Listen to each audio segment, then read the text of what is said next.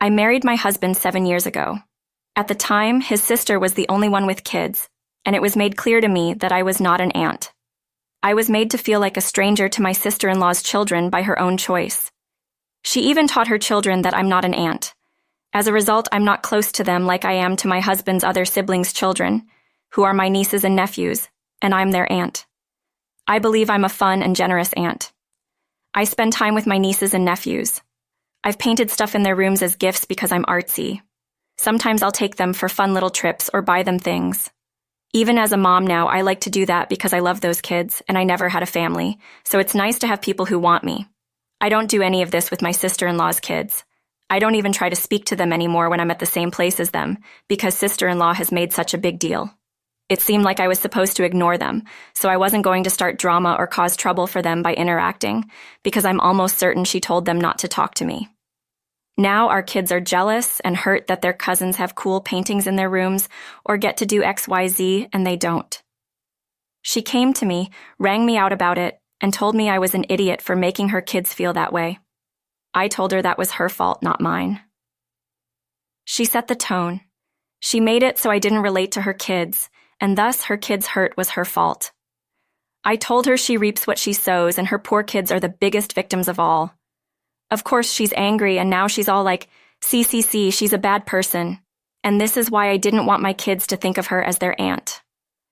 The rest of the family is just rolling their eyes, but I know this didn't help. I also know it doesn't fix anything with her kids, who I do feel bad for. Am I the idiot? I feel guilty about making things potentially worse than all of this. She doesn't consider me related to her kids because I'm not her or her husband's sister, i.e., no blood or adoption relationship. Not the idiot, and the family's rolling their eyes at this lady's BS. If anyone said anything, I would go over the malicious compliance. I'd never undermine the decision of another mother, and when I was asked to step back from being an auntie those 7 or so years ago, it hurt, but I listened. I'm sorry that things are this way, but I had to respect her as a parent. I didn't draw the lines. When she complained to OP should have said, "I'm sorry, do I know you?" But I wonder if sister-in-law was the only daughter between the siblings. Being the first other woman of their generation to marry into the family triggered her. As time passed and the other brothers got married and had children, she became less aggressive, but the damage was already done. The only reason sister-in-law regrets it is that OP turned out to be a fabulous aunt to other children, and sister-in-law's plan worked too well. Actions meet consequences. OP, you followed her instructions not to be there. It sounds like the rest of the family knows she's a 2. Everybody here sucks. You probably aren't telling the whole story about what BS is going on between you and your sister-in-law, but it's awful of both of you to put the kids in the crossfire. And what about your husband? Does he ignore his niece and nephew as well? Why is he supporting either of you acting this way? I couldn't disagree more. The sister-in-law is the parent who made a choice to exclude OP and is now the one creating the crossfire because OP respected the boundary sister-in-law put around her kids. Are you suggesting OP should have stomped on that boundary? I understand your empathy for her kids. Unfortunately, they get the short end of the stick because of their mom's behavior. But before you try to change anything with them, just first consider how your sister-in-law will respond. She may try to make any contact you have with them into something negative. Just know that as you decide what to do next. This happened 2 months ago, but he's still furious over it. I'm a 45-year-old female. I love my oldest son, but he's nearly an adult and acts like it. Our family rotates chores. Cooking, cleaning dishes, and cleaning common areas are done by each family member on different days. Unfortunately, my son hates chores and always tries to find idiotic ways to get out of doing them. It's been a constant battle. Dishes are the worst. He overpacks the dishwasher so the dish detergent can't get on the dishes. It just catches on whatever pan he shoved in first. He also doesn't rinse the dishes, so they come out dirty and caked in food. If we want to eat the day after he does the dishes, we end up having to hand wash them. He doesn't care. Any attempt to talk to him is met with a little smirk, and he would say, "But the dishwasher sanitized it." He knows exactly what he's doing. The day after his night to do dishes, I went to cook dinner. All the dishes were still filthy in the washer. I had worked all day and was exhausted. I honestly teared up seeing this BS. I didn't have the energy to make dinner, let alone do an entire load of dishes first. So I quietly called hubby in, and he offered to hand wash the needed dishes. Light bulb moment. I told him yes, please, but only do enough dishes for preparing the food and serving everyone but teen son. So, I made dinner and called the kiddos to eat. Son sat down and saw his setting was empty. He asked where his plate, silverware, and water cup were. I pointed to the dishwasher and said, "Tonight you'll be eating off the dishes you did. Go pick them out." He went pale and started protesting that it was gross. I quickly cut him off and reminded him that the dishwasher sanitized them. Hubby backed me up. If he wants to eat tonight, he'll eat off his dishes.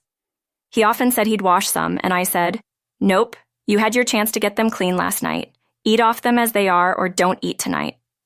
He yelled and said he'd make his food, but I said no. Eventually, he relented, found the least disgusting dishes, and ate his dinner quietly. I felt bad. He looked so sick and disgusted, but I was sick of him wasting time, water, and detergent. And it worked. His dishes came out spotless after, not a speck.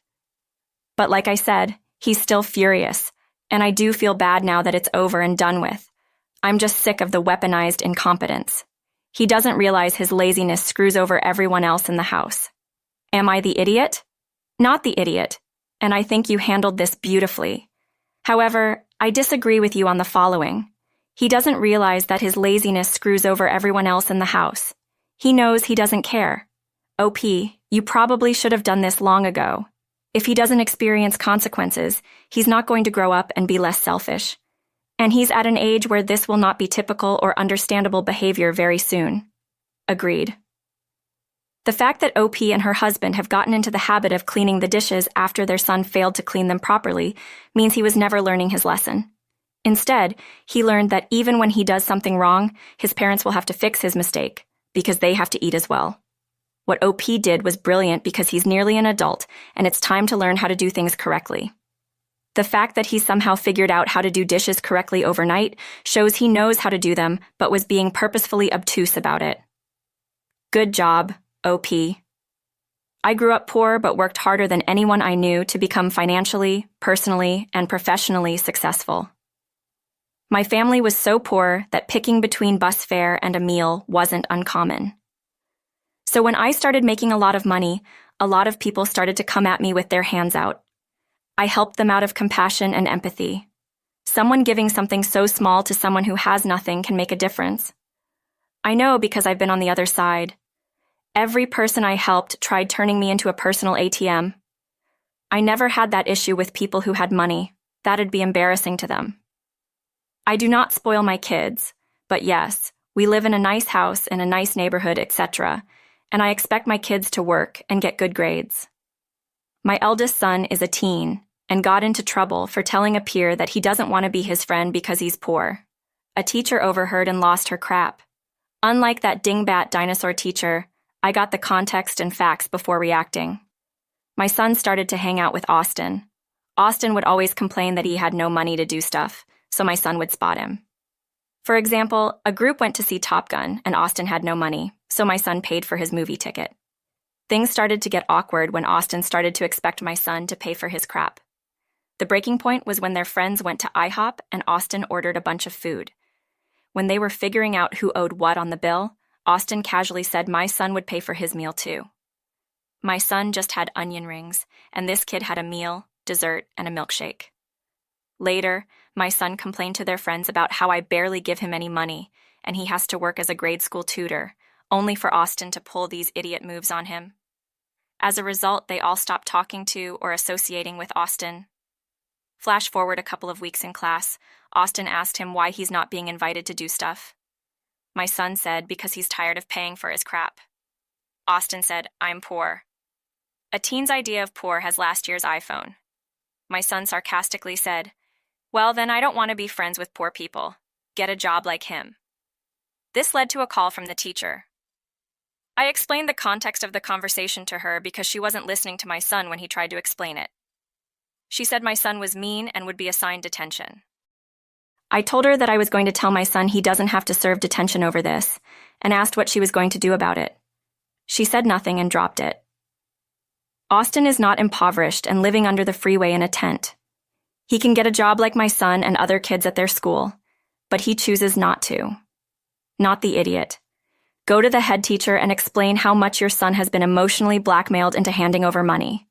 The last time, that friend's actions were essentially theft. He ate something he couldn't pay for and had no consent to do so, and your son was forced to pay. Say the school needs to teach pupils to stand up to emotional abuse, manipulation, and bullying. Your son has a right to stand up for himself and end the relationship. This teacher should have listened to the full story. Everyone's the idiot here. Your son probably deserves detention for having that outburst, and you shouldn't be interfering with the teacher's discipline unless something is really wrong with how she's handling things. I think you need to help your son work on his delivery, or else you'll be dealing with more than detention one day. I agree there's nothing wrong with OP's son standing up for himself, but the wording was unkind. What would have been just as effective and more accurate would have been to say something like, "I don't want to be friends with someone who takes advantage of me." Because that's the problem, not that Austin's poor, telling an entitled idiot to get bent and use his own money. Yeah, he's going to run into so much trouble. It wasn't a bad delivery given the context. It was a sarcastic answer to someone using excuses for his bad behavior. The teacher didn't want to know what happened and took a poorly worded phrase out of context as enough to make a point. I know it sounds strange, and I don't think I'm the idiot, but I need other people's opinions on this. My spoiled high school dropout brother married his wife, who has the same qualifications this year. They're both 19. I'm 23, by the way. Long story short, my brother's hag of a mother-in-law wants a grandkid as soon as possible, so she manipulated them into getting married, and my stupid mother went along with it. My new sister-in-law is expecting now, so I'm pretty sure my theory's correct. No, I don't care that I'm being disrespectful. We're not well off at all. My father suddenly became a coward and didn't talk my brother and mother out of it. He talked me out of the college I wanted to attend, though, because of the tuition fees back in the day. To pay for the wedding, my father has gotten a loan from my uncle, his brother, and he now wants the money back. My parents sat me down a few days ago and told me that they have no money to spare, too much debt to get a loan from an actual bank. Since my brother and sister-in-law are so young and expecting, they can't pay back my uncle either. That leaves only me, apparently, because I don't have debt. No babies coming anytime soon. But since I have savings and a job, I owe it to my family to take out a loan and hand it to my uncle. I didn't say a word, just laughed in their faces and left. I've been receiving a bunch of texts and calls from my family to save them financially, but I won't. I don't know. Either I live in a different reality or they do. No, it's not like a cultural thing or anything. So, am I the idiot for refusing to take out a loan for my family? Not the idiot. Dear Lord, this is a mess. If no one can afford to pay for this wedding, what will they do about the baby? Other than keep coming to you for loans they'll never pay back? Hold firm. This is not your problem to solve, and refuse to discuss it further if you have to. If you have to take out a substantial loan to throw a lavish wedding, you do not have the money for that type of wedding. So, maybe, just maybe, any money they have should be going to this baby instead. Laughing in their faces is the correct response to such an absurd question. But OP, please tell me that you're the only person who has access to your savings, that it's locked down, and they can't borrow or steal it from you. Update your passwords and don't stay logged into online banking on computers. Yes, please do this. Your parents indeed have or can quickly get your SSN, date of birth, past addresses, and employment history, which is probably all they need to open credit in your name. This was a crazy request from your parents, and even if you think they'd never actually steal from you, even if they believe that themselves, being broke and desperate can make people do strange things. Exactly. If they know your SSN, they can likely take out credit in your name, and then you'll be screwed because they won't pay it back, and you won't even know. I'm pretty sure it takes like 10 minutes. You call the big reporting agencies, I think it's 3 big ones, and they lock it. Or go online. It's an easy process to reverse to once you're ready to use it to get a loan for a home, school, car, or whatever. Their financial stupidity is not your responsibility. They should work out a payment plan for your uncle on their own. I grew up with my best friend and his wife, Amanda.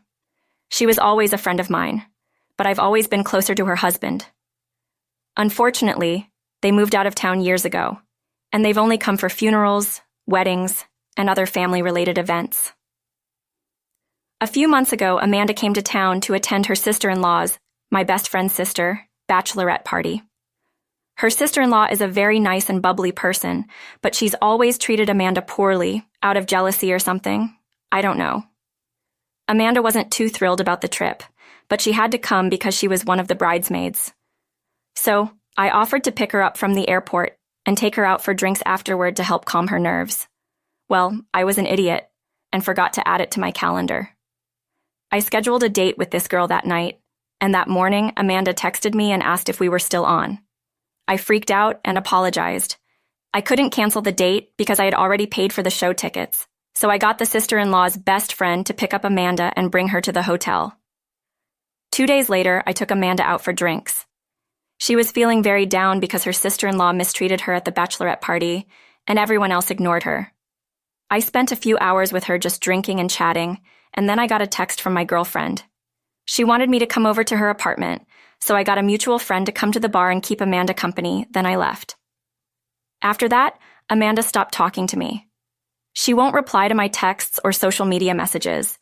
It's been 3 months, and I finally asked my best friend about the deal with his wife. He gave me a litany of complaints Amanda had about me, like I forget her birthday all the time, she's not on Facebook, and I get B-Day reminders there, and the last straw was me forgetting to pick her up at the airport and ditching her at the bar. I told my friend that I'm very absent-minded, and they should have known that already. I said Amanda is overly sensitive and she needs to stop holding grudges. I already apologized to her for everything. I don't know what more she wants. My best friend got angry, and now he's not talking to me too. Am I the idiot? You are the idiot. So you ditched your friend twice, and now wonder why she's not talking to you and you think she's too sensitive? You made plans with her and then dropped her twice to do something you'd rather be doing. You showed her through your actions that you don't value her as a friend. I would stop talking to you too. You treated Amanda poorly multiple times, and she's finally had enough. You don't get to mistreat people and expect them to get over it. It's a major red flag that your first instinct isn't to apologize to Amanda but to say she's the problem. You messed up again and again, not her.